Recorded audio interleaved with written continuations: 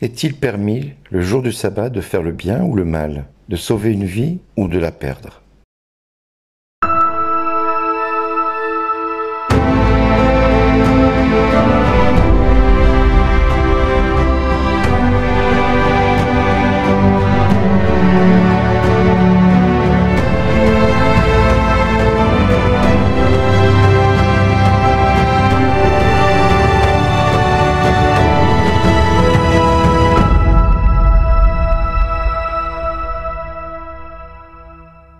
Aujourd'hui, le message vous est adressé par Bernard Dille. Bonjour les amis. Aujourd'hui, l'Évangile nous fait réfléchir sur le sabbat, l'importance de faire le bien ou de faire le mal, le jour du sabbat. Et les Juifs vont être furieux parce que Jésus va faire le choix de guérir ce jour-là la main de cet homme. Autant dire que le Christ ne prend pas les choses comme on pourrait l'imaginer, c'est-à-dire en évitant les problèmes. Mais le Christ souhaite que plus important que le sabbat, ce soit l'homme qui soit mis au cœur du sabbat. Le sabbat est fait pour l'homme et non l'homme pour le sabbat, dira-t-il à un autre endroit. Eh bien, je crois qu'aujourd'hui, nous devons réfléchir sur notre position d'homme, de femme, dans la société dans laquelle on est. Sommes-nous pour le monde une occasion de grâce ou une occasion de chute? Notre place est importante et dans le premier texte de la première lettre aux Corinthiens, il nous est bien manifesté que Paul est en colère contre cette façon de penser où quelqu'un qui vit dans l'impudicité puisse se permettre d'être encore au milieu d'une communauté chrétienne sans aucune sanction de la part de ceux qui sont autour de lui. Or, Paul est assez ferme dans cette décision de dire de mettre de côté, de sortir cette personne de la communauté. Et c'est là où nous devons, nous aussi, réfléchir sur nos choix de vie, sur notre manière d'aborder la vie, sur notre manière d'aborder notre conscience devant Dieu. Depuis quelque temps, je vous annonce que le Christ revient bientôt.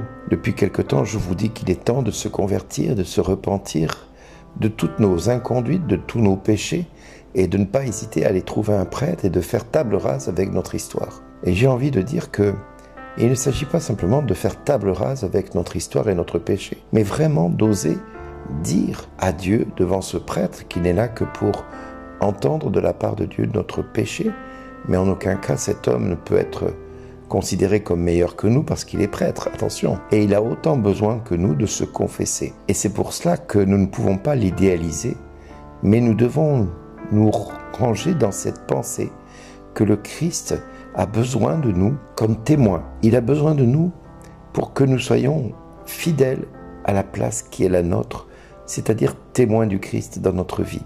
Mais pour être témoin, il faut que notre vie soit en règle. Nous ne pouvons pas être témoins en ayant une vie dissolue.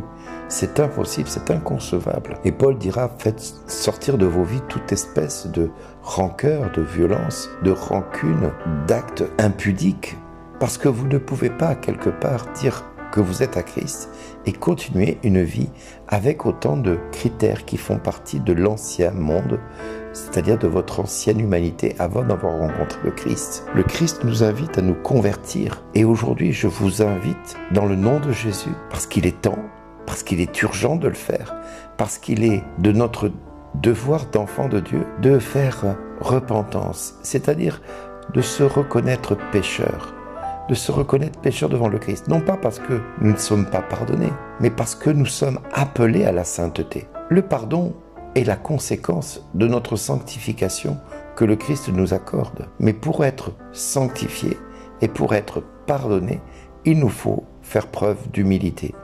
Alors je nous invite tous à faire preuve d'humilité ces jours-ci et de prier le Père pour qu'il vienne par son Esprit Saint éclairer nos vies, éclairer notre condition humaine telle qu'elle est et de faire sortir de nous toute espèce de mal, toute espèce de choses qui pourraient nous rendre dans l'incapacité d'être reconnus comme disciples du Christ au jour où il viendra chercher son Église. Nous avons le devoir, je vous le dis frères et sœurs, de nous repentir pendant qu'il est encore temps. Il est là notre devoir. Il n'est pas de faire des miracles ou de faire des prodiges. Notre devoir est avant tout de se reconnaître pécheur devant sa face. Et une fois que nous nous reconnaissons pécheurs, c'est pas de dire « je suis un pécheur, un pauvre pécheur, etc. etc. » Non, c'est de faire en sorte que ma vie soit un témoignage de vie, un témoignage de sainteté. Et c'est là où le Christ nous attend tous et toutes.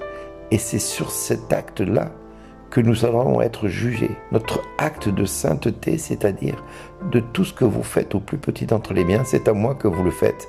Et donc c'est à l'amour qu'on aura les uns pour les autres qu'on sera jugé, et pas au degré de foi que nous avons en Jésus-Christ. Je peux avoir une très grande foi au point de faire des plus grands prodiges au nom du Christ, mais si je n'ai pas l'amour, je ne suis rien, dira Paul. Donc frères et sœurs, il est temps, chacun de nous maintenant, de faire cette petite prière et de demander au Père de venir nous aider à nous convertir. Alors papa, au nom de Jésus, je te prie pour chacun et chacune de nos frères ici présents qui écoutent ces 7 minutes. Je te demande la grâce de nous aider à faire preuve d'humilité et de nous reconnaître pécheurs devant ta face. Viens Seigneur par ton Saint-Esprit montrer dans nos vies ce que tu as besoin de changer, de transformer, afin que seule ta présence et ta sainteté dirigent nos vies. Oui, Père, au nom de Jésus, je te prie que la vie que tu as déposée dans nos cœurs soit celle que tu veux que nous ayons jusqu'au terme de notre vie. Oui, Seigneur, nous voulons nous éloigner et nous faisons le choix de nous éloigner de tout ce qui s'oppose à ta grâce et à ta lumière dans nos vies. Oui, Père, nous ne voulons pas être une occasion de chute pour un frère ou pour une sœur, ni même être un contre-témoignage par notre manière de vivre. Mais Seigneur, viens nous manifester ta miséricorde, viens nous manifester ta tendresse et ton amour en nous guérissant de toute impureté, de toute impudicité, de toute méchanceté, de tout orgueil qui pourrait nous empêcher d'accéder à ton trône et de voir ton trône de près. Oui, Père, au nom de Jésus, je te le demande, que ton Fils Jésus, qui a donné sa vie pour moi, pour mes frères et sœurs, pour tous ceux que j'aime, pour tous ceux qui sont chers à mon cœur, eh bien que ce sacrifice ne soit pas vain, que ce sacrifice vienne rejoindre chacun d'entre nous et nous donne la grâce de pouvoir nous reconnaître pécheurs, afin que Jésus puisse te dire avec humilité comme il a su le faire du haut de la croix, « Père, pardonne-leur, ils ne savent pas ce qu'ils font. » Alors Père, au nom de Jésus, suite à la prière de ton Fils, t'as supplié de ne pas nous juger, de ne pas nous condamner, parce que nous ne savons pas ce que nous faisons, et nous nous sommes éloignés de toi, de ta miséricorde, bien des fois. Mais nous croyons que tu es infiniment bon, et que ton jugement est juste et bon à l'égard de tous les hommes. Seigneur, aide-nous à être parfaits comme toi tu es parfait, afin que nous puissions entendre de ta bouche. Merci d'exister.